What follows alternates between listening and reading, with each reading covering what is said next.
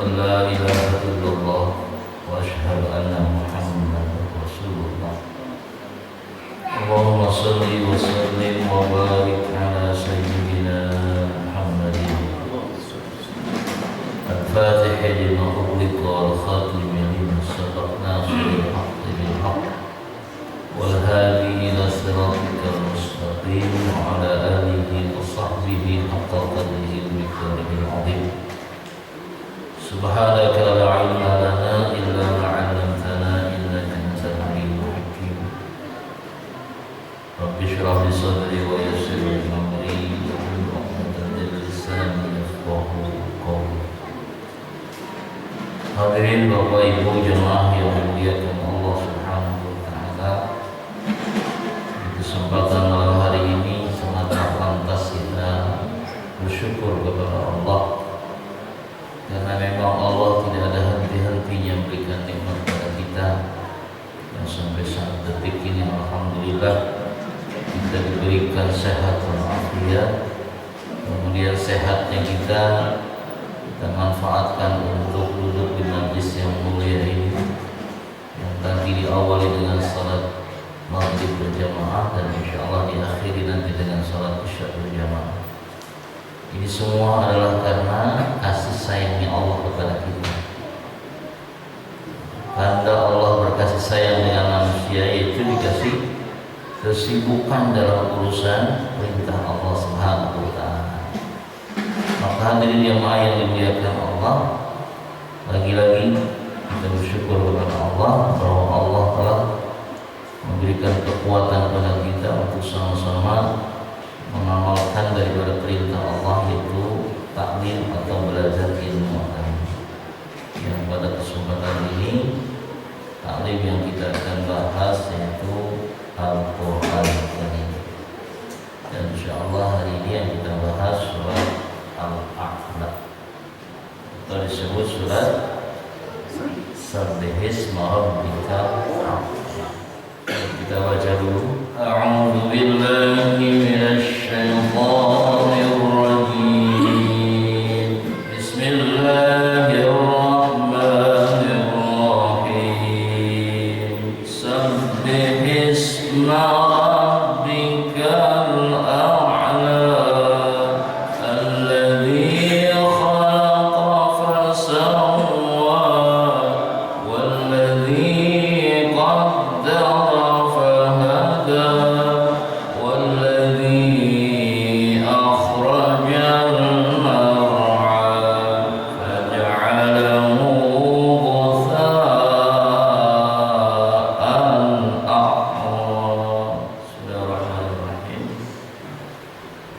Sabbihisma Rabbikal A'la.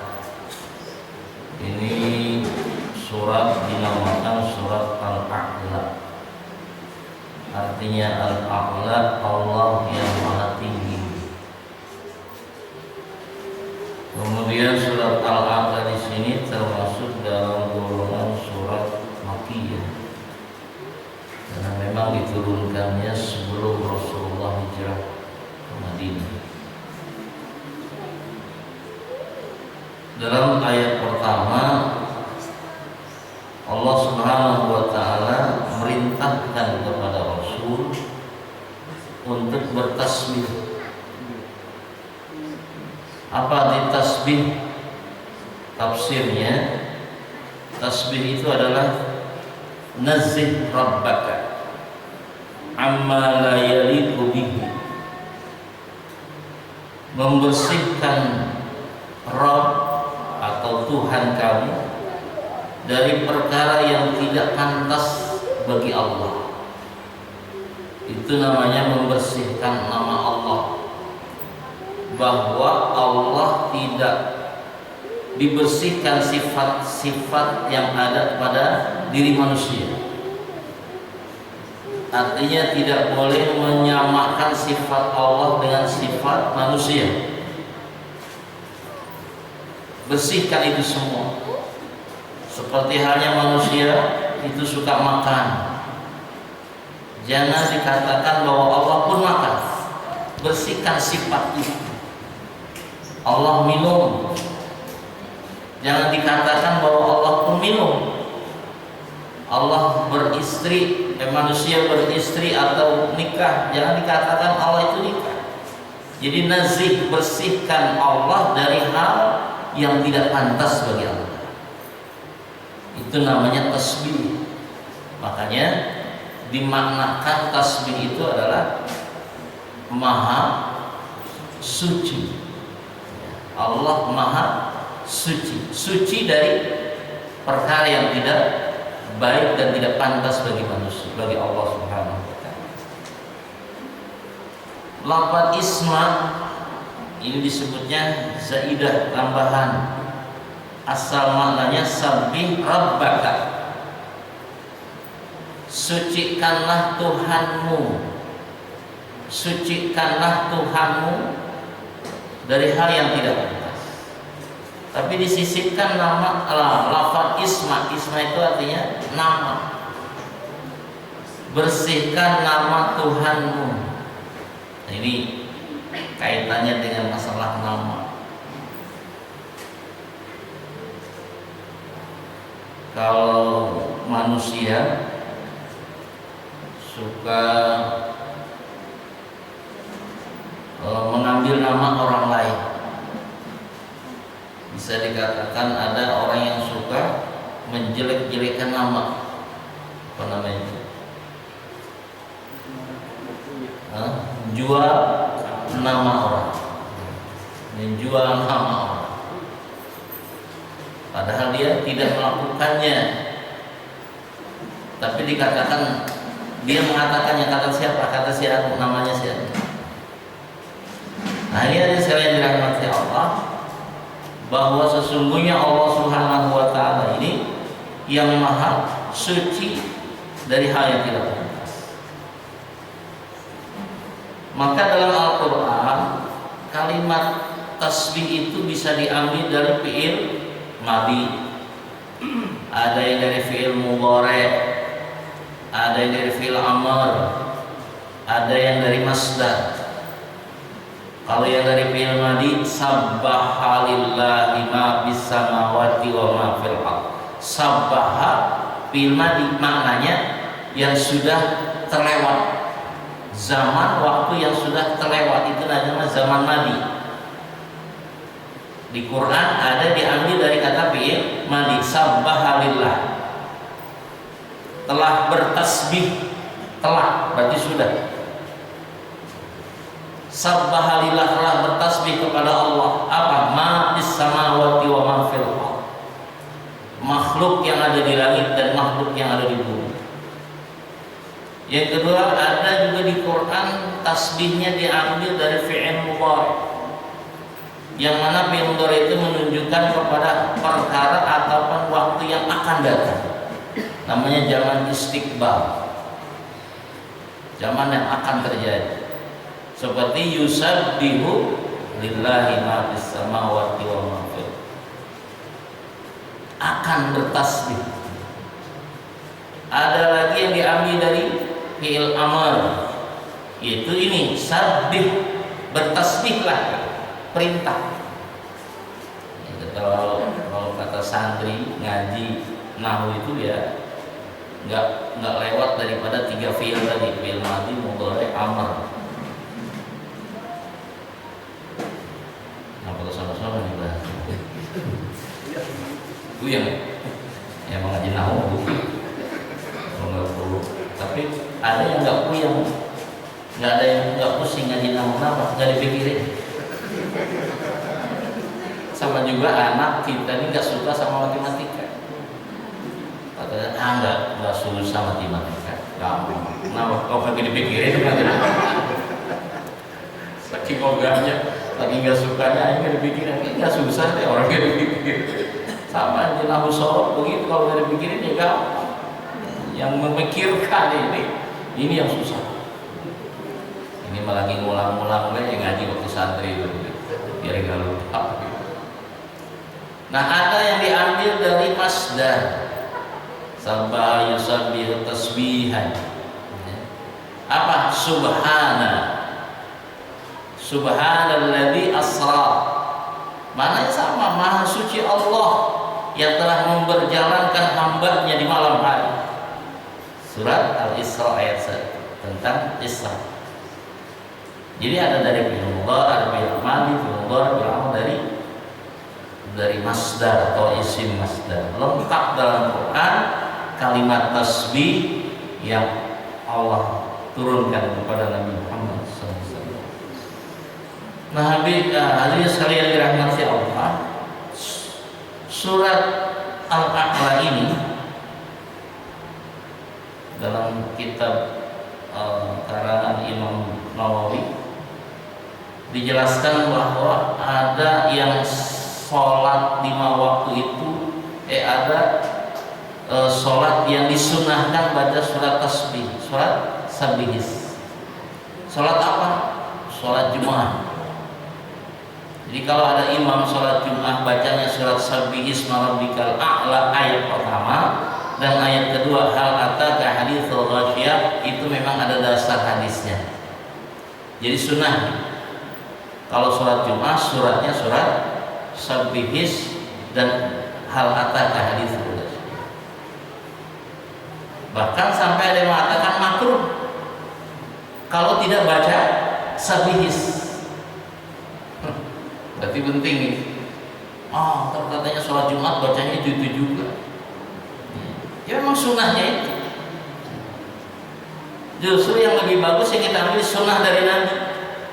Jangan katakan sholat Jumatnya itu juga bacaannya, nggak ada yang hafal yang lain. Memang sunnahnya itu.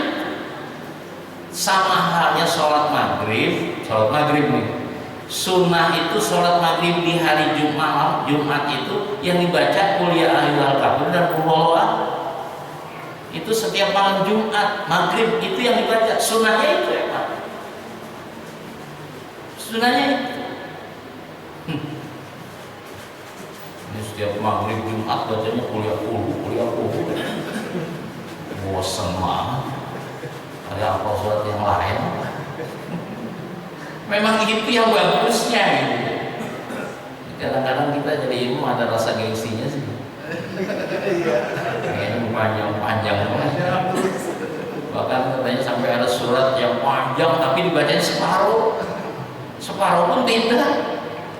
Padahal kata Imam Nawawi, sholat itu lebih bagus satu surat full dibaca ketimbang setengah. Surat yang panjang ayatnya, banyak ayatnya tapi tidak semuanya. Lebih baik yang satu surat full. Bagusnya begitu. Artinya gini, lebih baik kuliah kulhu ketimbang Al-Baqarah tapi cuma 2 ayat. Pengen disebut keren ya baca Al-Baqarah. Islami kan sampai 5 ayat doang. Lebih baik kuliah dan kulhu ketimbang surat yang panjang ayatnya tapi sebagian. Itu menurut Imam Nawawi. Terserah tapi ya, tetap ada nilainya. Cuma kalau diambil sunnahnya, pahala yang lebih besar, ya itu yang kita ikutin. Kalau maghrib hari Jumat itu bacanya qul ya kulhu dan isyaknya itu tadi sama dengan sholat Jumat. Isyaknya sabihis sama hal ataka haditsul ghasyiyah. Sunnahnya. Ini salah satu pendapat Imam Nawawi. Hadirin sekalian yang dirahmati Allah. Kemudian Allah ini punya sifat Al-A'la. Allah maha tinggi. Maha tinggi. Maksudnya apa? Bukan dilihat daripada secara zahirnya. Zahirnya Allah tinggi, tidak. Tapi dilihat daripada sifatnya. Jadi Allah ini sifatnya maha tinggi, tidak ada yang melebihi daripada ketinggian Allah. Sehingga Allah paling tinggi-tingginya, paling mulianya. Biasanya orang yang tinggi jabatannya itu mulia. Maka Allah ini mengalahkan daripada kemuliaan manusia. Atas, dia ada di atas. Bukan Allah ada di atas. Jadi saking mulianya biasanya nengoknya ke atas. Nah ini disebut al-a'la. Allah maha tinggi derajatnya, tingkatan ketinggiannya hanya Allah. Ya contoh gini deh, supaya lebih paham. Belum lama ada berapa orang yang terbunuh itu, anggota FPI yang terbunuh berapa orang? 6 orang. Begitu ditanya, kenapa kamu berani membunuh manusia? Jawabannya gampang, perintah atasan. Dia nggak berani kalau memang dengan sendirinya, kalau tanpa perintah dari atasan. Nah atasannya itu siapa? Tentu yang lebih tinggi derajatnya ketimbang yang membunuhnya, maka dia nurut apa kata atasan. Begitu ditanya atasannya, kata siapa? Kata atasan saya lagi. Ditanya lagi atasan saya lagi, ditanya lagi atasan saya, sampai ujungnya ya paling tinggi jabatannya itu atasan. Jadi kata atasan itu berarti tinggi kemuliaan. Nah ini Allah al-a'la, maha tinggi, nggak ada yang bisa menandingi kemuliaan Allah, keagungan Allah. Itu maksudnya apa? Atas yang paling tinggi, bukan zatnya, bukan secara zahirnya ya, tapi derajatnya, tingkatan kederajatan. Maka hadirin sekalian yang dirahmati Allah, kemudian ayat Sabbihisma rabbikal a'la ini jadi dalil atau hujah tentang bacaan tasbih dalam sujud.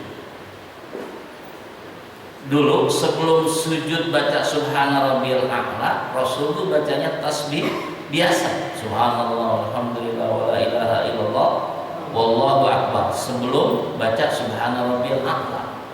Nah begitu turun ayat ini, begitu turun sabbihisma rabbikal a'la, maka kata Nabi ij'aluha fi sujudikum, jadikanlah ayat ini untuk bacaan sujud kalian. Jadi kalau kita baca subhana rabbiyal a'la dalam sujud, itu ada dalil Qur'annya. Apa dalilnya? Sabbihisma rabbikal a'la. Maka bacaan tasbihnya subhana rabbiyal a'la wa bihamdi. Kalau ruku bacanya gimana? Subhana rabbiyal azim wa bihamdi. Itu pun ada dalil Qur'annya. Apa dalil Qur'annya? Kalau kita ruku baca subhana rabbiyal azim, ada ayatnya juga, fasabbih bismi rabbikal azim. Ada ayat Qur'an, fasabbih bismi rabbikal azim. Maka bertasbihlah kamu kepada Allah yang Maha Agung. Kata Nabi, ij'aluha fi ruku'ikum, jadikan oleh kalian ayat itu untuk bacaan ruku kalian. Jadi nggak sembarangan membaca tasbih baik dalam sujud maupun dalam ruku. Hadirin yang dimuliakan Allah, tentang bacaan subhana rabbiyal a'la dalam sujud ada dijelaskan dalam tafsir Ruhul Bayan. Ini dikutip saja, saya nggak baca kitabnya, tapi kutipan dari kitab tafsir Ruhul Bayan tentang pahala membaca kalimat atau tasbih subhana rabbiyal a'la dalam sujud. Yang pertama, ma min mu'minin wal mu'minat, tidaklah seorang mukmin laki-laki dan mukmin perempuan yang membaca kalimat subhana rabbiyal a'la dalam sujudnya, dan wa ghairihi, bukan dan juga di luar sujud, baik dalam sujud maupun di luar sujud dia baca subhana rabbiyal a'la wa bihamdi. Kata keterangan dalam kitab itu akan memberatkan timbangan amalnya yang melebihi daripada beratnya arash dan lebih berat daripada kursinya Allah, bahkan gunung-gunung. Masya Allah. Berarti lafaz subhanallah subhana rabbiyal azim ini betul betapa besar nilai pahalanya, memberatkan timbangan amal yang beratnya seperti beratnya arsy dan kursinya Allah, bahkan beratnya gunung yang ada di bumi. Coba kalau mau ditimbang berapa beratnya gunung dulu deh, jangan dulu tanya berapa beratnya, tanya dulu timbangannya ada kagak untuk nimbang gunung. Pokoknya berat deh ya, gunung ditimbang, bayangin gunung bukan satu lagi, banyak gunung di dunia. Inilah hebatnya lapar subhana rabbil a'la. Ini sengaja saya agak panjangkan supaya apa? Kalau ada rasa malas-malas sedikit sholat, ada malas sujud, nah ingat ini jadi semangat lagi. Karena nilainya begitu besar, memberatkan timbangan, pahalanya itu melebihi daripada beratnya aras, kursi, bahkan gunung-gunung ini kan. Satu, kedua, Jibril menceritakan kepada Nabi Muhammad tentang pahala baca subhana rabbil a'la. Kata Allah begini ya Jibril, ishhad, saksikan oleh engkau wahai malaikat Jibril. Apa yang disaksikan? Qad ghafartu li 'abdi. Orang yang baca subhana rabbil a'la dalam sholatnya dan di luar sholat, itu kata Allah, aku ampunin dosa-dosanya si hamba itu. Dengan baca subhana rabbil a'la, Allah ampunin dosa-dosanya. Allah yang mengatakan qad ghafartu lahu, qad ghafartu li ibadi, sungguh telah aku ampunin dosa hamba-hambaku yang sujud yang membaca subhana rabbil a'la. 3. Nanti ketika dia mati, orang yang sholat sujud baca subhana rabbil a'la wa bihamdi, kemudian dia meninggal, begitu di alam kubur ternyata luar biasa. Apa luar biasanya? Setiap hari ini orang dikunjungi oleh malaikat Mikail. Itu keterangan dalam kitab tafsirnya. Tiap hari malaikat mengunjungin orang yang sholatnya baca subhana rabbil a'la, dikunjungin oleh malaikat Mikail, bukan Jibril, Mikail. Kalau Mikail itu kan wakil presiden Jibril. Ya, kalau malaikat presidennya Jibril, wakil presidennya Mikail. Makanya malaikat Munkar Nakir mah kecil, yang ngejawab apa, yang nanya di alam kubur kan malaikat Munkar Nakir. Itu mah di bawah daripada wakil presiden. Yang nanya kita dikubur kan malaikat Munkar Nakir. Tapi kalau kita sudah akrab dengan Mikail, wah apa akrab dengan wakil presidennya malaikat, ya untuk Raqib Atid mah orang mau wakilnya gitu udah dekat. Subhanallah. Ini kemuliaan bacaan subhana rabbil a'la dalam sujud kita dalam sholat. Ada lagi yang keempat. Nanti begitu hari kiamat terjadi, orang-orang yang sholat yang membaca subhana rabbil a'la dalam sujudnya dicari oleh malaikat Mikail. Kalau dikubur tiap hari dijenguk sama malaikat Mikail. Tapi ketika hari kiamat ini orang dicariin sama malaikat Mikail. Mana nih orang yang dulu di dunianya sholat membaca subhana rabbil a'la, dicari. Sehingga akhirnya ketemulah, karena dicari sama malaikat. Untuk apa malaikat Mikail mencari orang yang semacam itu? Untuk menuju menghadap Allah Rabbul Jalal. Jadi istilahnya nanti orang yang baca subhana rabbil a'la dalam sujudnya ini, malaikat Mikail akan mengantar dia untuk menghadap Allah Subhanahu wa taala, menuju Allah Rabbul Jalal. Subhanallah. Kalau bahasa kita mah ada pendampingnya. Kita mau menghadap Allah nih, ada yang pendampingnya, sehingga mudah perjalanan menuju ketemu Allah Subhanahu wa taala. Kenapa? Yang bawanya malaikat Mikail. Allahu akbar walillahil hamd. Inilah salah satu daripada keterangan tentang pahala baca tasbih dalam sholat, yaitu tasbihnya subhana rabbiyal. Ini tentang ayat sabbihisma rabbikal a'la, gitu ya. Intinya ayat sabbihisma rabbikal a'la adalah ini untuk ketauhidan kita, bagaimana dalam hati kita bahwa Allah itu sangat suci, bersih dari perkara yang tidak pantas bagi Allah, dan Allah itu adalah Al-A'la, Allah yang maha tinggi, tinggi daripada tingkatan kemuliaannya, tingkatan keagungannya Allah Subhanahu wa ta'ala. Kemudian disifati juga Allah Subhanahu wa ta'ala dengan alladzi khalaqa fasawwa. Allah Subhanahu wa ta'ala alladzi khalaqa, yang telah menciptakan makhluk. Saya sering sampaikan, kita ini disebutnya makhluk, yang menciptakannya namanya Khalik. Khalik sang pencipta, makhluk yang diciptakan. Siapa yang menciptakan? Allah. Siapa yang diciptakan? Kita manusia dan makhluk yang lain. Allah menciptakan manusia, khususnya ini sekarang kita bicara tentang penciptaan manusia. Kata Allah, alladzi khalaqa fasawwa, Allah ini yang menciptakan manusia fasawwa.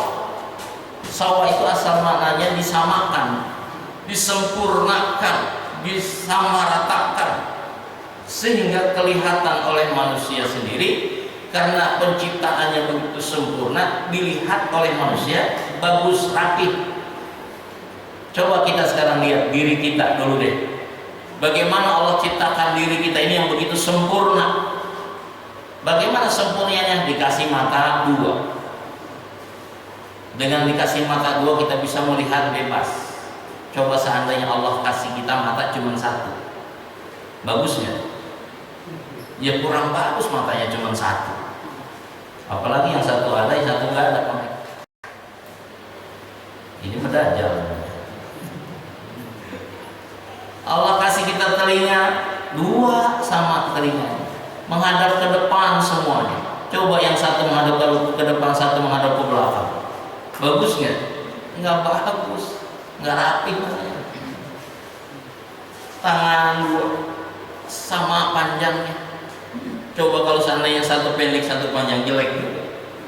Ini namanya fasawwa, diseimbangkan, disempurnakan. Kaki begitu. Kaki itu dikasih dua sama panjangnya juga, sehingga jalan enak kelihatan. Allah, itulah disebut alladzi khalaqa fasawwa.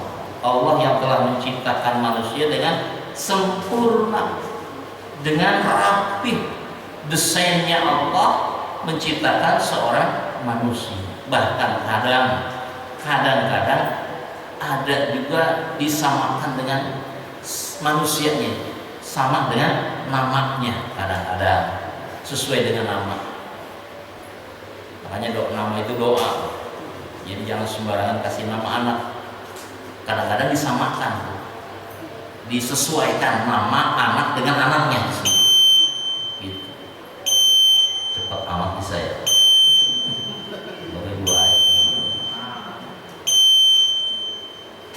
Ada anak namanya perempuan Jamilah, biasanya cantik tuh. Karena namanya Jamilah, Jamilah itu artinya cantik. Biasanya kalau anak dikasih nama Jamilah, cantik tuh. Makanya kalau pengen nama anak cantik, pengen cantik namain Jamilah. Begitu lihatnya jelek. Ya. Kalau laki-laki Jamil, wah ganteng. Tapi ada di Poncol Jamil pendek tapi. Jamal, Jamil. Oh, Jamal mau ontak ya. Jamil ganteng.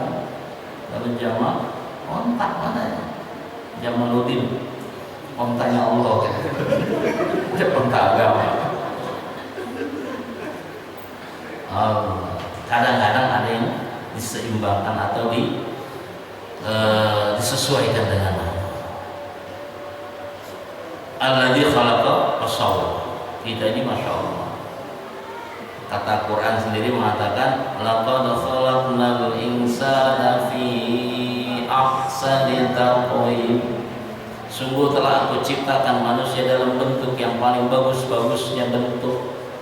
Pokoknya gak ada sehebat manusia, atau makhluk yang lain. Tidak ada secakap manusia selain daripada manusia.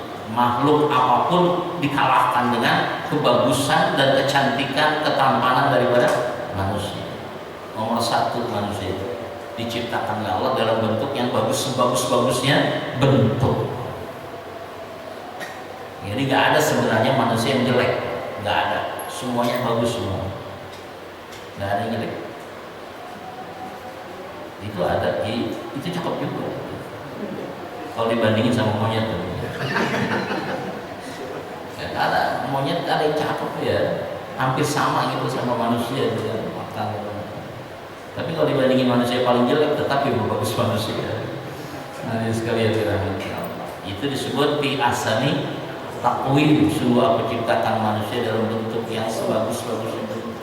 Kenapa? Manusia diberi kelebihan dibandingkan makhluk-makhluk yang lain.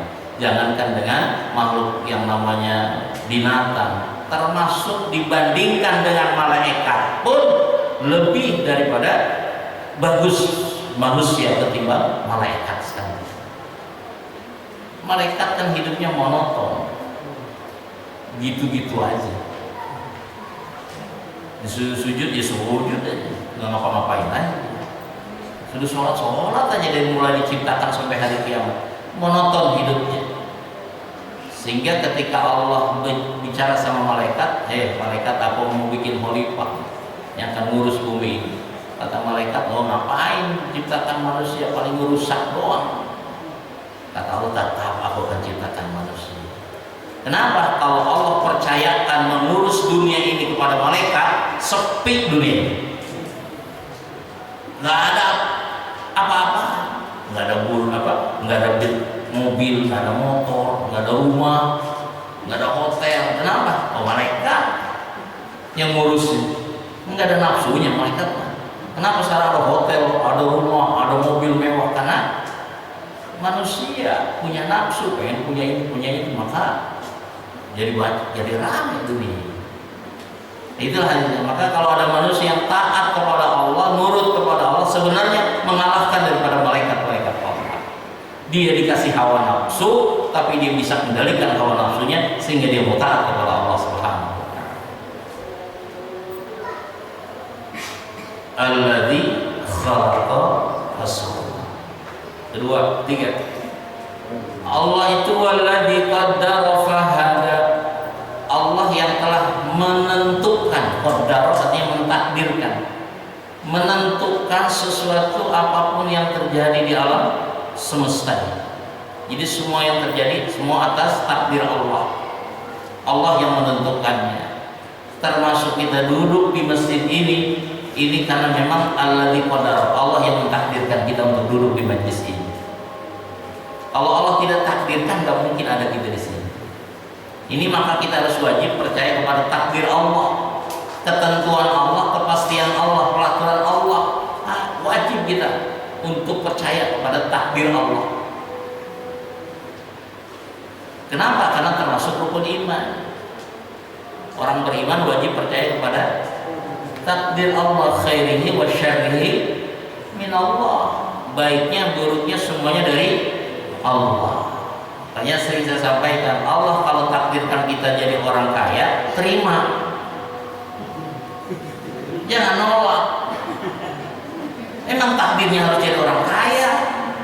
Ini nggak terima. Ya Allah, kok saya jadi orang kaya sih? Nggak mau ya Allah. Emang kira-kira ada nggak yang gitu? Kayaknya nggak ada ya, malah pengen. Sama halnya ketika Allah takdirkan kita jadi orang miskin, terima juga gitu. Ya Allah sudah takdirkan jadi miskin. Mau sehebat apapun dia usahanya, mau setinggi apapun jabatannya, kalau Allah katakan miskin tetap dia miskin. Kan kekayaan harta cuma bayang-bayang saja. Yang menjadi orang kaya itu hatinya. Walaupun dia miskin harta, tapi hatinya gembira, senang, bahagia, itu disebut kaya. Walaupun orang kaya sebanyak apapun, tapi hatinya nggak pernah ada ketenangan, malah pusing pikirin ke hartanya, nggak bisa tidur, nggak bisa makan, bahkan nggak enak ini karena mikirin hartanya, itu miskin. Alaisa gina antas latil arat, walakin gina nafs. Bukan yang dikatakan orang kaya itu adalah orang yang banyak hartanya, tapi dikatakan kaya adalah orang yang punya hati yang tenang. Di sini kaya-kaya semua nih. Ya minimal kaya hati deh. Senang hati, kira memang begitu orang duduk di majelis itu, orang yang duduk di majelis itu kan ada ketenangan, ya. Memang udah janji Rasul, orang yang duduk di majelis ilmu, dia dengarkan Quran, dia pelajari Quran, maka nazalat alaihimus sakinah. Allah turunkan ketenangan hatinya. Pasti orang yang duduk di majelis ilmu itu tenang hati dan pikiran. Enggak kepikiran itu namanya hutang. Saking tenang. Tapi disebut ingat lagi. Saking tenang-tenangnya merem. Kalau ada teman kita ngaji tidur, ya jangan diganggu, jangan dibangunin, biarin aja dia tidur, ngorok pun dia. Kenapa? Lagi dapat sakinah. Tenang, jangan diganggu, orang lagi asik, senang, nikmat, biarin. Kenapa orang tidur juga tidur di majelis ilmu tetap dapat pahala? Makanya tidur deh. Orang tidur aja dapat pahala, gimana yang melek begitu maksudnya. Jangan tidur semua. Kemudian pahala telah Allah takdirkan baik buruknya semua dari Allah. Kemudian pahala itu apa? Allah kasih petunjuk. Hidayah disebutnya petunjuk. Petunjuk Allah itu dua. Ada petunjuk kepada jalan kebaikan, ada juga petunjuk kepada jalan kejahatan. Tetap Allah yang ngasih petunjuknya. Cuma manusia tinggal pilih mau ambil petunjuk yang mana, mau petunjuk yang baik atau petunjuk yang jelek. Tinggal manusia pilih. Allah tetap kasih jalannya. Di jalan kebaikan, di jalan kejahatan, ini jalan ke surga, ini jalan ke neraka. Allah jelasin juga. Itu namanya petunjuk. Tinggal kita yang memilih jalan yang mana, petunjuk yang mana. Buat Allah mah bebas. Allah mah bebas. Mau dia taat, mau nggak taat, mau ibadah, buat Allah silahkan. Nggak ada rugi bagi Allah. Yang merugi untung itu adalah manusianya. Yang taat ibadah kepada Allah, ikuti petunjuk kebaikan, maka dia akan beruntung. Allah masukin ke surga. Tapi orang yang tidak mau taat kepada Allah, nggak mau iman kepada Allah, mau melaksanakan ibadah kepada Allah, itu orang yang merugi. Yang ujung-ujungnya dikenerakakan oleh Allah. Buat Allah tidak ada rugi, tidak ada untung. Seandainya sedunia ini tidak ada satu orang pun yang beriman, tidak ada satu orang pun yang sholat, tidak ada satu orang pun yang taat ibadah kepada Allah, satu pun nggak ada, Allah nggak rugi. Kenapa? Surganya penuh. Surganya penuh. Karena surga milik Allah juga. Sedunia orang taat semuanya, sedunia orang iman semua, nggak ada yang kafir, semua iman. Allah nggak untung. Kenapa? Surganya penuh. Surganya penuh. Separuh beriman satu, separuh nggak beriman satu, separuh. Allah nggak rugi, nggak untung. Ya itu tadi yang untung yang soleh itu. Hanya segala macam pahada itu artinya Allah kasih jalan. Nih jalan ke surga dengan gampang, nih jalan ke neraka dengan gampang. Ada petunjuknya dari Allah. Kita kemarin udah baca kan dalam surat Al-Lail.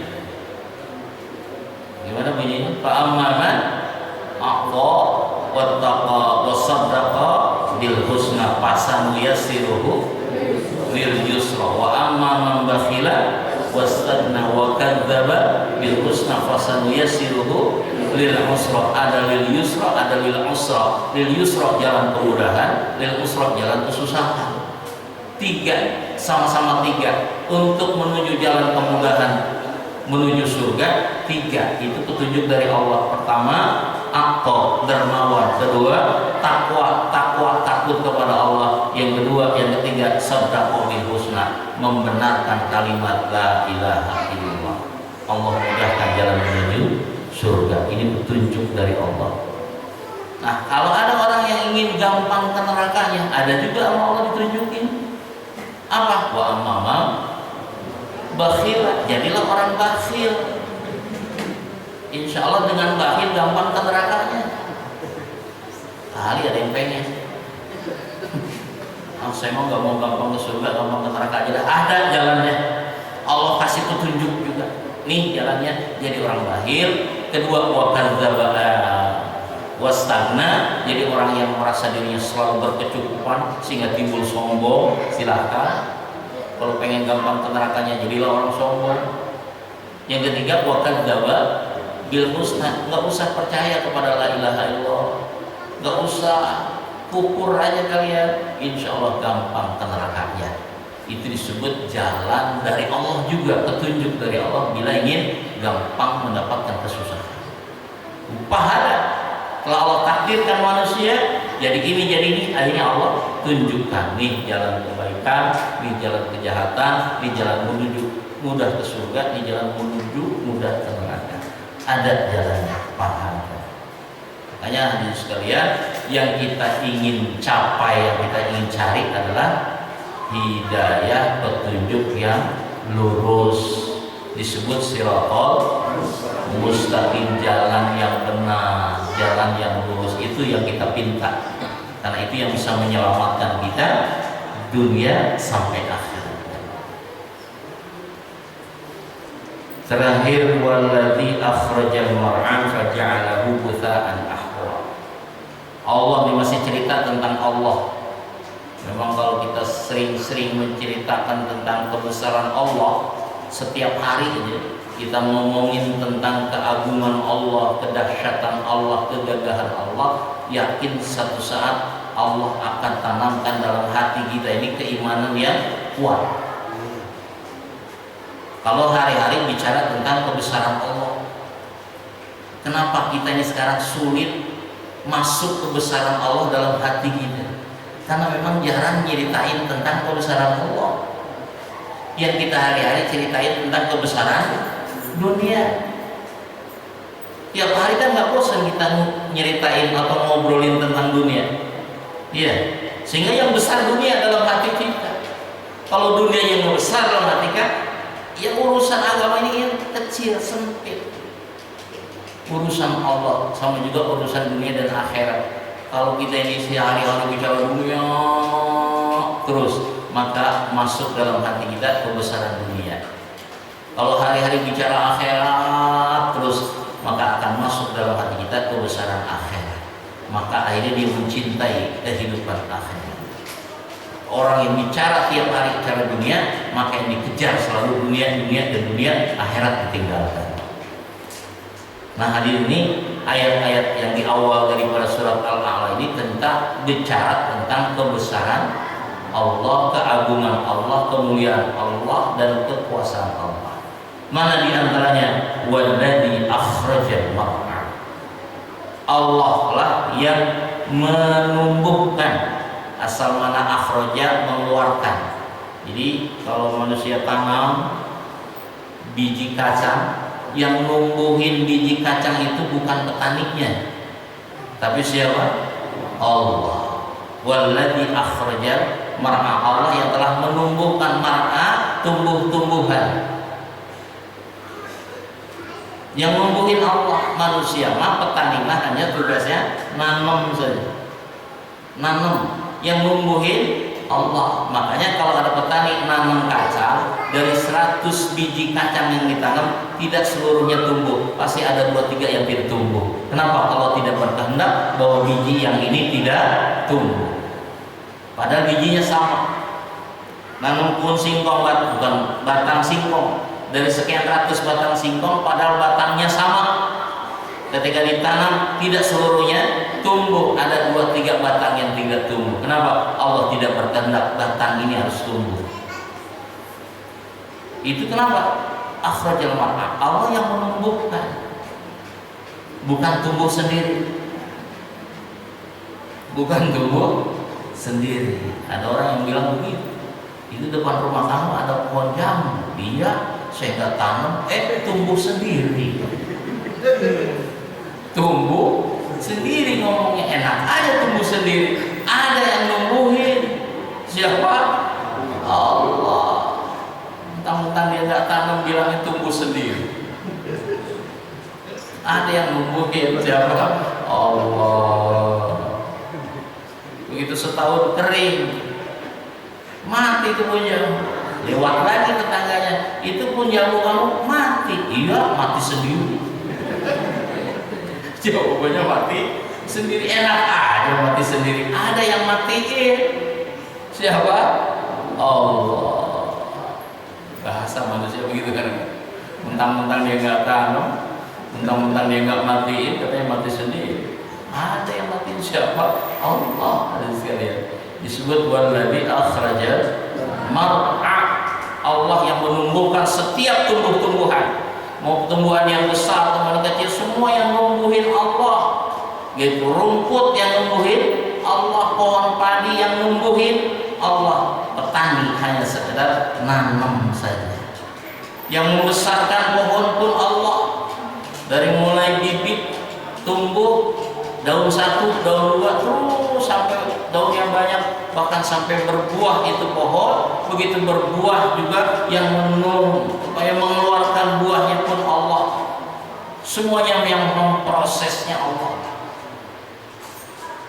Nanam pohon mangga, nanam pohon rambutan, nanam pohon pisang, semuanya manusia cuma nanam. Yang membuahin Allah, yang membesarkan Allah, yang ngasih buahnya pun Allah, yang mengasih rasa manisnya pun Allah, yang ngasih warna kuning pun Allah, yang makannya siapa?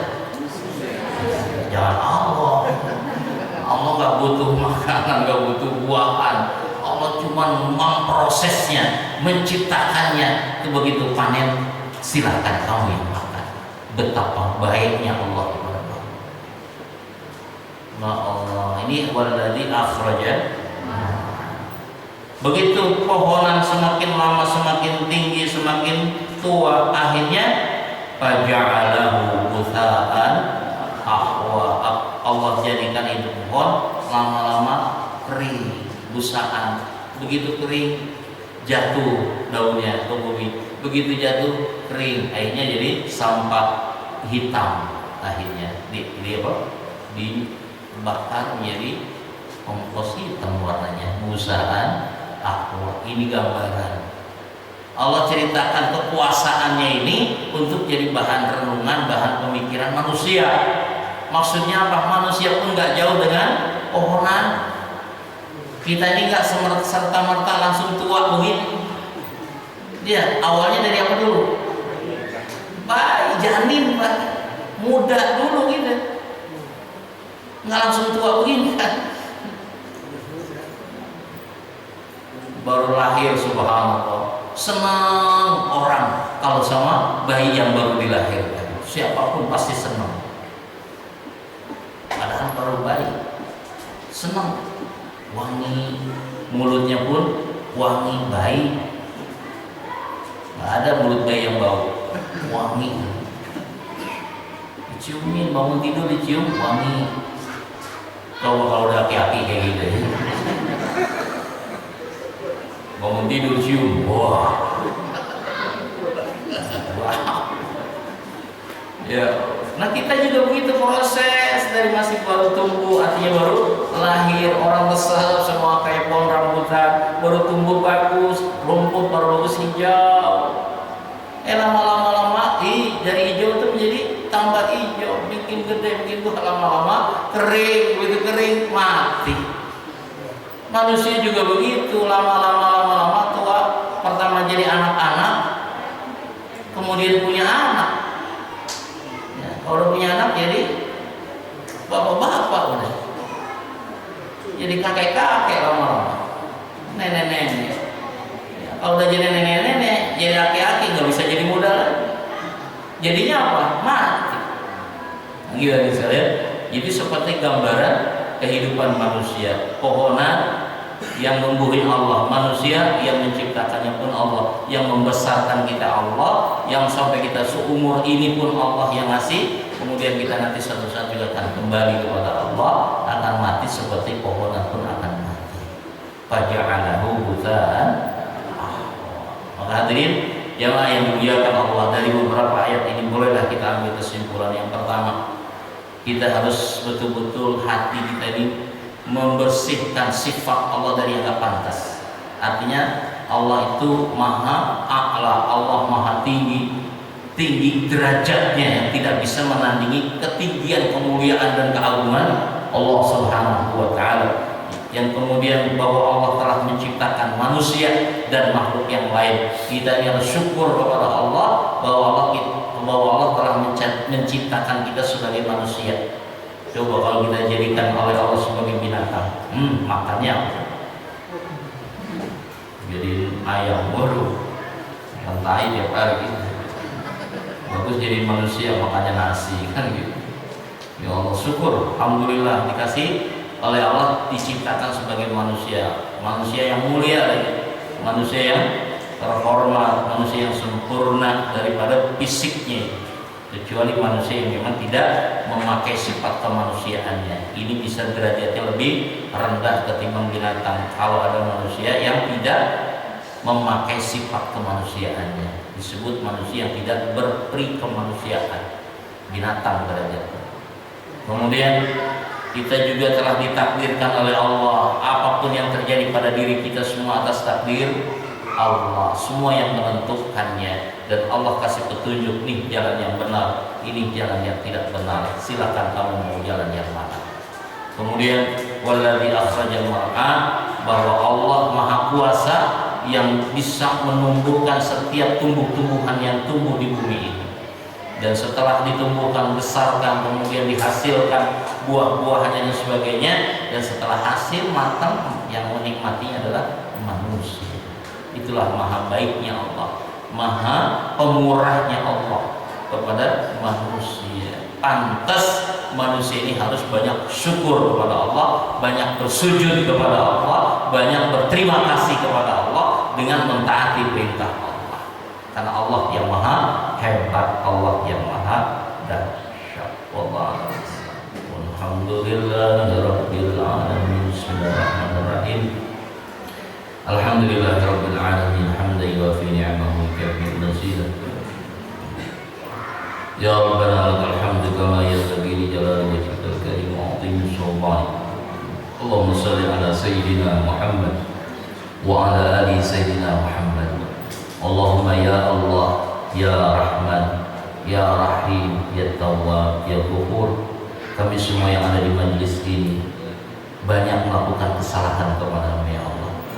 Kesalahan dalam menjalankan perintah-Mu, kesalahan dalam melaksanakan kewajiban kami yaitu ibadah. Maka maafkan semua kesalahan-kesalahan kami ya Allah.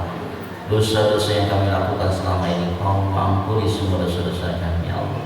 Dosa besar, kecil, tinggal maupun tidak ya Allah. Sehingga Kau bersihkan semua hati kami dari dosa ya Allah. Jangan sampai ketika kami Kau wafatkan membawa dosa ya Allah. Bersihkan semua dari hati kami ya Allah. Begitu pula ampuni dosa-dosa kedua orang tua kami yang mengurus kami dulu di masa kami masih bayi. Kedua orang tua kami lah yang begitu banyak jasanya terhadap diri kami. Kalau di antara kami ada kedua orang tua yang sudah meninggal dunia, ampuni kesalahan dan dosa-dosanya Allah. Kau tempatkan di tempat yang layak di sisi-Mu ya Allah. Kau jadikan kuburnya rawdah min riyadil jannah, dan Kau hindarkan daripada hufrah min hufratin nar. Begitu pula keluarga kami, anak-anak kami, istri kami, suami kami, cucu keturunan kami, ampuni dosa-dosanya ya Allah. Keluarga kami, adik-adik kami, kakak-kakak kami, nenek kakek kami, guru-guru kami, dan seluruh kaum muslimin dan muslimat, ampuni seluruh kesalahan dan dosa-dosanya ya Allah. Ya Allah, ya Rabbana, ya Karim, telah kami membacakan beberapa ayat Al-Quran pada hari ini di masjid ini.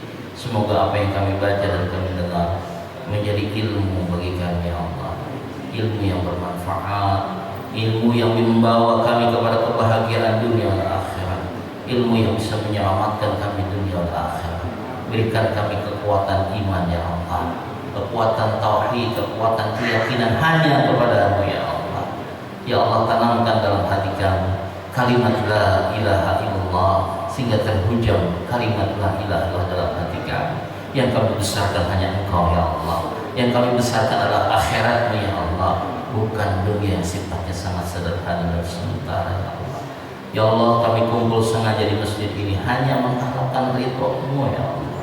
Dengan ridho-Mu ya Allah, semoga Kau rahmatikan, semoga Kau berkahikan, semoga Kau hidayahi kami ya Allah, sehingga hidup kami ada selalu di jalan-Mu ya Allah, jalan yang lurus, jalan yang benar, siratal mustaqim, sehingga Kau jadikan kami orang-orang yang sukses dunia dan akhirat. Kau jadikan kami orang-orang yang selalu mendapatkan kebahagiaan dunia dan akhirat. Kau jadikan kami yang kumpul di masjid ini orang-orang yang Kau selamatkan dunia wal akhirat. Rabbana atina fid dunya hasanah wa fil akhirati hasanah wa qina